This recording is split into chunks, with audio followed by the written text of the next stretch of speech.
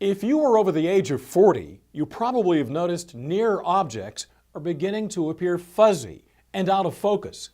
You may be experiencing a condition called presbyopia, which happens to all of us at some time in our 40s or 50s. Dr. Diana Kersten of Harvard Eye Associates speaks with us about a new development in implant technology. Just on the horizon, this implant, called the autofocus corneal inlay, could bring new hope to millions of people who'd like to gain independence from their reading glasses. We're going to talk about the new camera corneal inlay lens that is not quite yet FDA approved, but will be fairly soon. And it is a new way for patients to be able to read without reading glasses. It's a totally new idea. All of these corneal inlays are new in the United States. Basically, it takes a small lens and a LASIK flap is created, a LASIK type flap is created. And then under the flap, this small lens is placed right into the center of the pupil. And then the flap is laid back down, thereby keeping that lens right in the middle of the pupil. And the lens has a small aperture, so it increases the depth of focus of the eye and allows this eye to see distance and close-up. Previously, attempts to allow people to see distance and near were mainly focused on giving patients monovision, that is, one eye that sees well in the distance and one eye that sees well at near. But that close-up eye would thereby have blurry distance vision. So this is the first thing that's available that will allow one eye to see well up close, but also maintain good distance vision and therefore good depth perception, good driving vision. When will this new technology be available to patients in the U.S.? They're called AcuFocus. They're very well thought of. The lens is being used in Europe and all over the world. Our FDA, being very conservative, has been evaluating it, but I'm quite sure that they will be approving it in the near future. The great thing about this corneal inlay design is that you can have it if you're just a normal person who has good distance vision, but now that you're over 45, you have to wear reading glasses. So there's millions of people like that in America.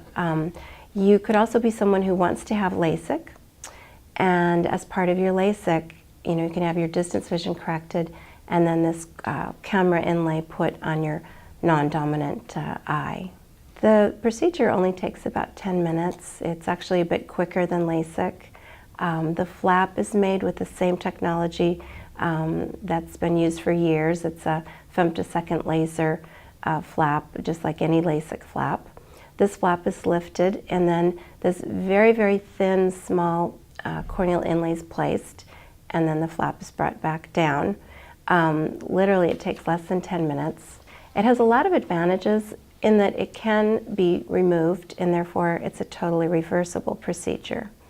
So if a better product came along, or if you needed cataract surgery, the inlay can be removed and your eye is pristine. It's as if nothing was ever done. The design of the corneal inlay is that it's a 3.8 millimeter ring.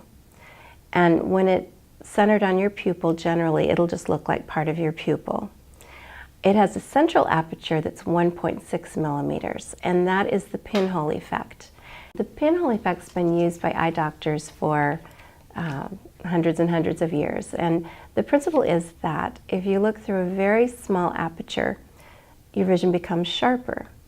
And it's an optical effect, actually, in that the peripheral rays of light that would blur the image are blocked out, and only the rays of light that go straight through the eye are allowed to come in, and these are perfectly focused on the back of the eye.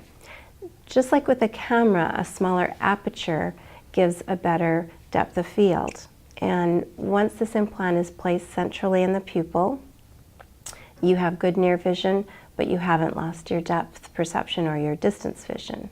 It's the very first corneal implant that will be FDA approved. We've had implants for cataract surgery and implants for correcting nearsightedness, the intraocular contact lens, but this is the first implant that actually gets placed within the cornea in order to improve your depth of focus and your near vision. It's going to be an amazing innovation. I think when it is FDA approved, everyone will hear about it. I think we haven't really had a great option for presbyopia, or the whole reading glasses problem that we all have one day. And I think this will probably be the best option available for millions of people.